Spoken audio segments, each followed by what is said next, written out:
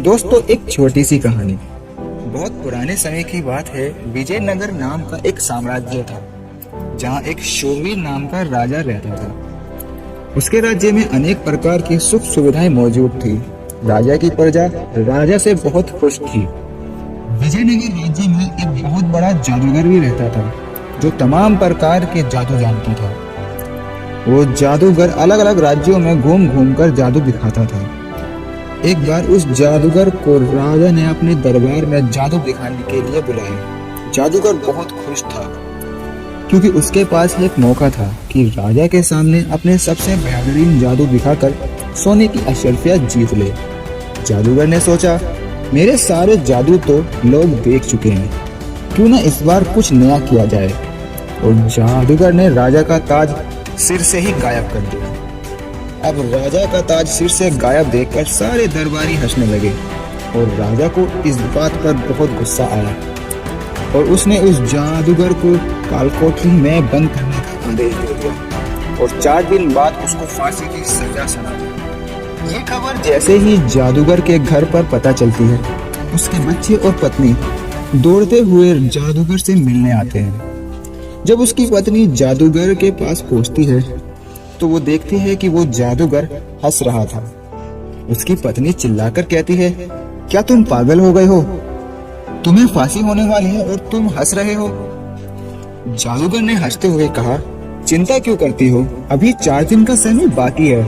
तब तक मुस्कुराओ, खुश रहो, और जो होगा सब ठीक होगा। जब 4था दिन आएगा तब देखा जाएगा। पत्नी ने कहा, तुम सचमुच पागल हो गए हो, और ये कहकर वहां से चली गई। अब उस जादूगर की पत्नी हर रोज उससे मिलने आती, लेकिन जादूगर हर रोज उसे यही बात कहता कि जो होगा ठीक ही होगा। अब 4था दिन आया।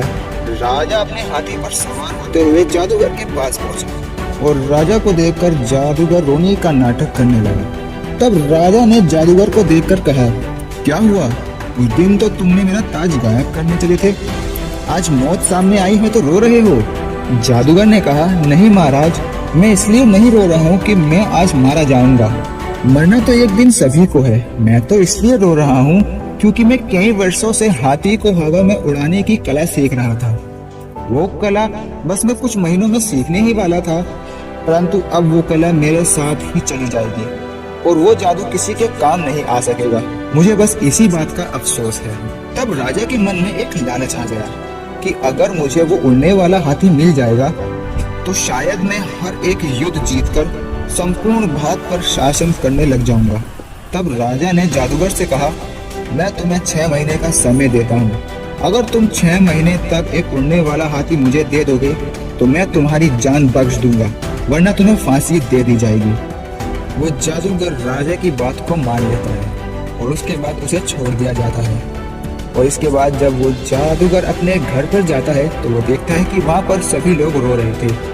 घर पर मातम का माहौल था। जब जादूगर की पत्नी जादूगर को देखती है, तो वो बहुत खुश होती है। वो पूछती है, आपको तो आज फांसी होने वाली थी, फिर आपको राजा ने छोड़ कैसे दिया? तब जादूगर ने बताया कि राजा ने मुझे एक शर्त पर छोड़ा है कि मुझे उसे 6 महीने के भीतर एक उड़ने वाला हाथी देना है। ये सुनकर पत्नी को एक बार फिर से गुस्सा आ जाता है, और वो चिल्लाते हुए बोलती है, तुम पागल हो गए हो क्या? कहाँ से दोगे उड़ने वाला हाथी राजा को? आखिर हम कहाँ से लाएंगे उड़ने वाला हाथी? जादूगर मुस्कुराता है और कहता है, मुझे पता है कि उड़ने वाला हाथी नहीं बनाया जा सकता, परंतु अभी 6 महीने बाकी है। तब तक खुश रहो, मुस्कुराते रहो, वर्तमान के सुखों का मजा लो, और जीवन को अच्छे से जियो। जब 6 महीने बीत जाएंगे तब देखा जाएगा। जादूगर की पत्नी हर रोज उसे ताना देती थी और कहती थी, तुम पागल हो गए हो, परंतु जादूगर फिर भी मुस्कुराता और हमेशा कहता था, अभी जो चल रहा है उसका आनंद लो, जो होगा देखा जाएगा। अब 6 महीने पूरे होने को थे कि अचानक राजा की तबीयत खराब हो गई और राजा की मृत्यु हो गई। राजा की मृत्यु के साथ ही जादूगर की सजा भी खत्म हो गई। उसके साथ ही जादूगर की बात सच हुई कि चिंता मत करो, जो होगा अच्छा होगा। दोस्तों, ये छोटी सी कहानी हमें बहुत सी बातें सिखाती है, जैसे कि अपनी कल की चिंता में अपने आज को बर्बाद ना करें। दोस्तों, अगर आप अपने आने वाले समय के परिणामों को ध्यान में रखते हुए अपना काम करोगे तो हमेशा दुखी ही रहोगे।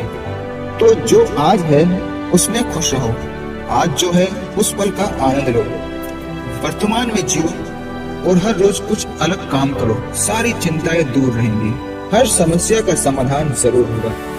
तो दोस्तों, उम्मीद करता हूँ कि आपको ये मोटिवेशनल स्टोरी पसंद आई होगी। अगर आपको ये पसंद आई हो तो इसे अपने दोस्तों के साथ शेयर कर दीजिए और साथ ही इस वीडियो को लाइक करना ना भूलें। हम हर रोज आपके लिए एक मोटिवेशनल वीडियो लेकर आते रहते हैं, इसलिए हमारे चैनल को भी सब्सक्राइब कर लीजिए और मैं मिलता हूँ आपसे अगली वीडियो में।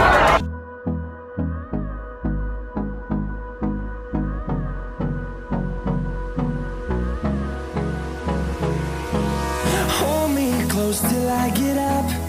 Time is barely on our side.